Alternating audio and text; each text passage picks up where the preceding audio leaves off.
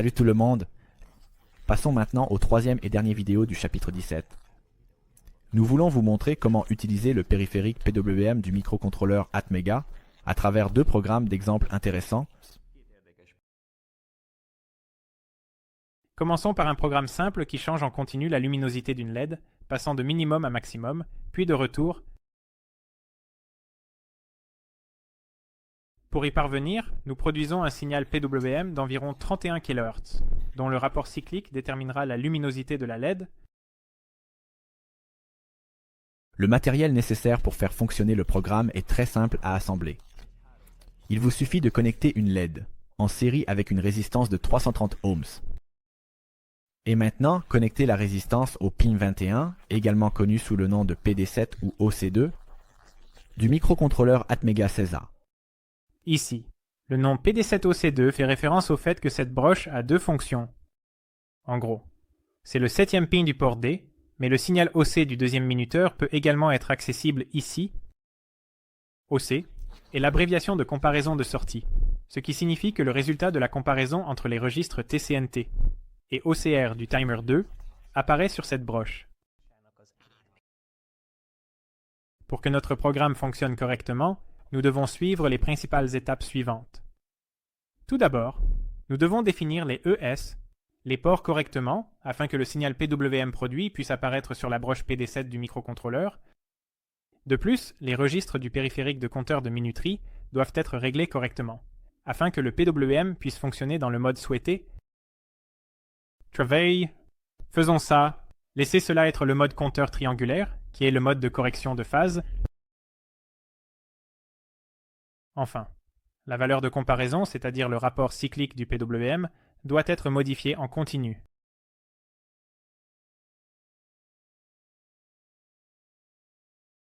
Le programme principal se compose d'un seul fichier appelé main.c qui contient le code pour changer la luminosité de la LED.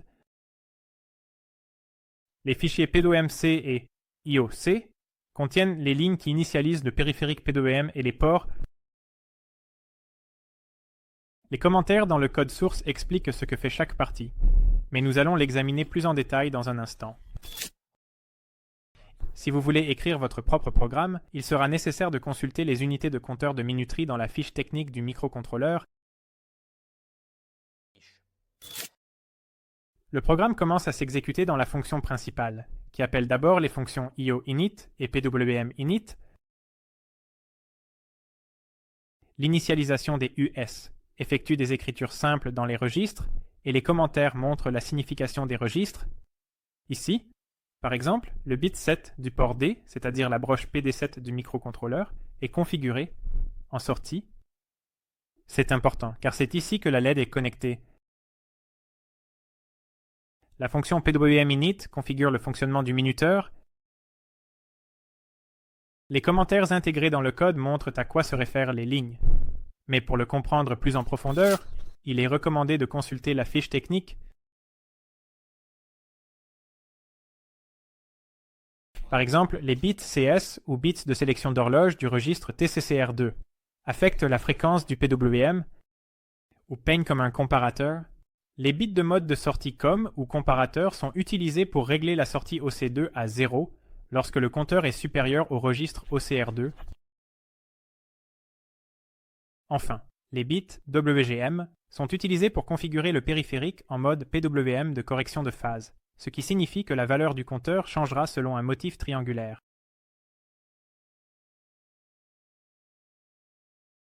Les dernières parties de la fonction principale n'ont qu'une seule chose à faire, changer continuellement la valeur du registre OCR. Le registre qui a le... C'est le registre qui contient la valeur, qui est comparé avec le compteur après chaque étape, déterminant le cycle de service du signal PWM. Tant que la valeur du registre OCR est inférieure à la valeur maximale du PWM d'Utimax, la valeur du registre continuera d'augmenter, et après avoir atteint cette valeur, elle diminuera continuellement jusqu'à ce que le seuil inférieur soit atteint.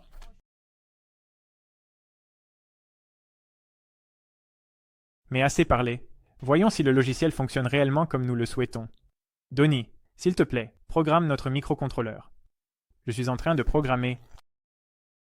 Et le programme fonctionne? J'espère que vous pouvez voir clairement à travers les caméras que la luminosité de la LED augmente pendant un moment, puis nous allons bientôt la voir diminuer, puis augmenter à nouveau. C'est un processus périodique, donc nous avons exactement atteint ce que nous voulions. Vous pouvez télécharger le code source démontré depuis le site web du programme d'études. Si vous souhaitez jouer avec le code ou essayer votre propre programme, il vous suffit d'écrire un nombre entre 0 et 255 dans le registre 8 bits OCR2. Dans le cas de 0, le cycle de service sera de 0, donc la LED ne s'allumera pas, tandis que dans le cas de 255, vous obtiendrez une pleine luminosité. Un autre exemple de logiciel est également disponible sur le site web du programme d'études, qui peut jouer des mélodies, bien sûr, pas à travers la LED. Regardons de plus près comment cela fonctionne. Construire le matériel n'est pas trop compliqué ici non plus. Un haut-parleur doit être connecté au microcontrôleur via une résistance de 120 ohms. Mais maintenant, nous allons utiliser la broche 19 sur la puce, qui est PD5 ou OC1A. La raison en est que nous utilisons le premier périphérique de minuterie pour cette tâche, qui est un timer 16 bits. Donc nous pouvons ajuster le timing de la sortie par des étapes beaucoup plus petites. La structure de ce programme est un peu plus compliquée. C'est en partie parce que son fonctionnement est plus compliqué, et en partie parce que le programme est séparé en plusieurs fichiers sources pour une meilleure maintenabilité.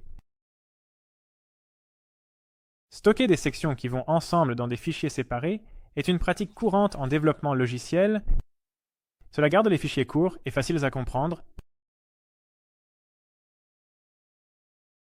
Le code est contenu dans les fichiers main.c, io.c, pwm.c et music.c ainsi que dans leurs fichiers d'entête associés.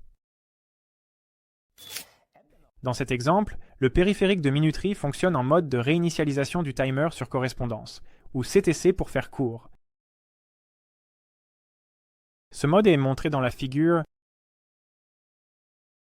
Lorsque les valeurs du compteur et du registre de comparateur sont les mêmes, alors non seulement la sortie change d'état, mais le compteur est également réinitialisé et le comptage recommence.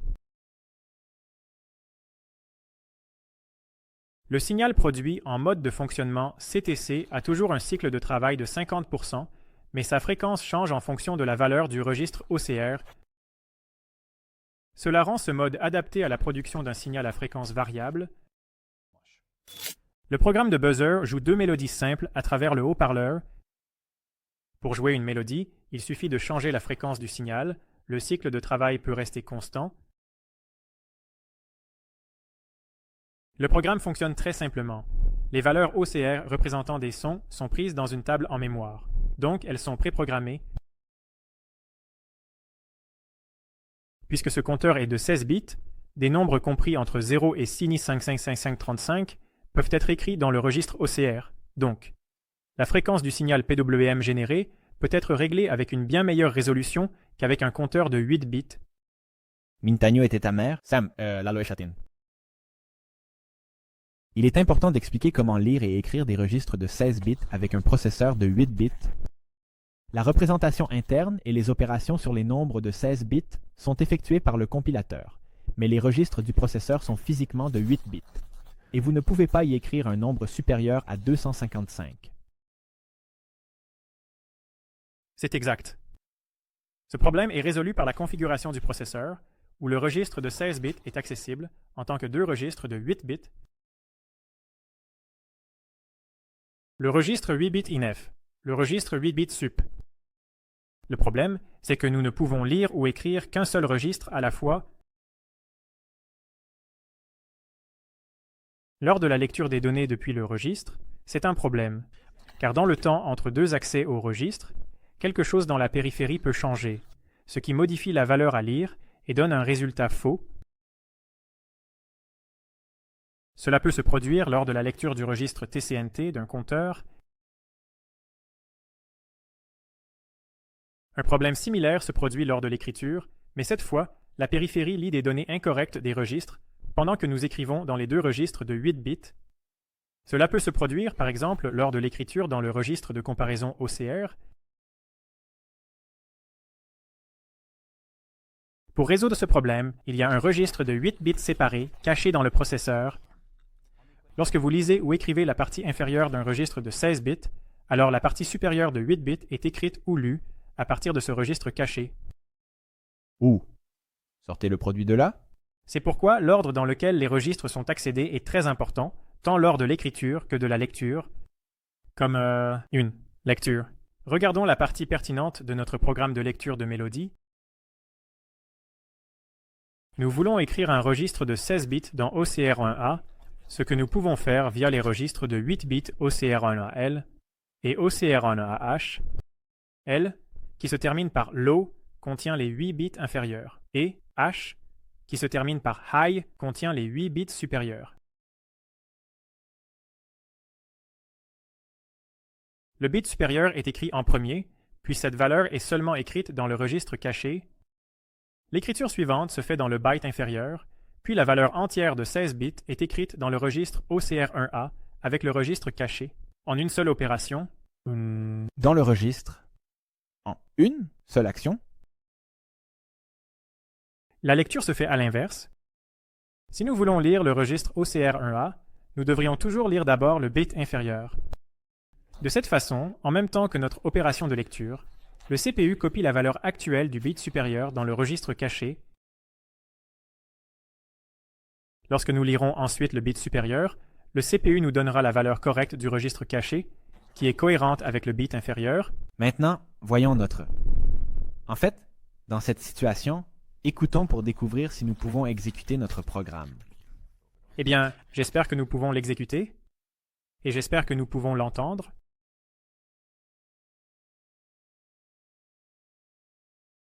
Moi, je peux. Oui, moi aussi. C'est une belle mélodie. J'espère que vous le reconnaissez tous. Je ne vais pas vous dire ce que c'est.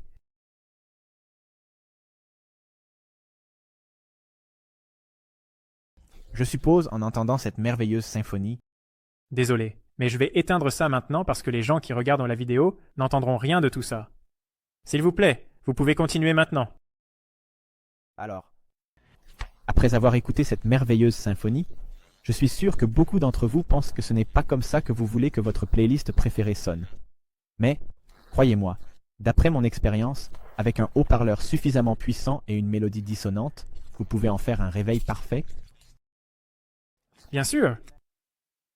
Le fonctionnement interne du programme de lecture de mélodie est expliqué dans les commentaires du code, donc le code source ne sera pas expliqué davantage ici. Cependant, je vous suggère qu'après avoir compris le fonctionnement du périphérique PWM, vous apportiez des modifications à l'exemple de code selon vos propres idées et que vous créiez votre propre programme. Alors que nous arrivons à la fin de ce chapitre, nous espérons que vous avez trouvé les 3 vidéos sur le PWM utiles et que vous utiliserez ces signaux avec succès dans vos propres projets. Dans vos propres projets. L'écrivain, vous trouverez le programme écrit et toutes les informations nécessaires ainsi que les liens en dessous de la vidéo. Suivez-nous sur Facebook pour les dernières nouvelles et nous vous verrons bientôt dans les prochaines vidéos. Au revoir!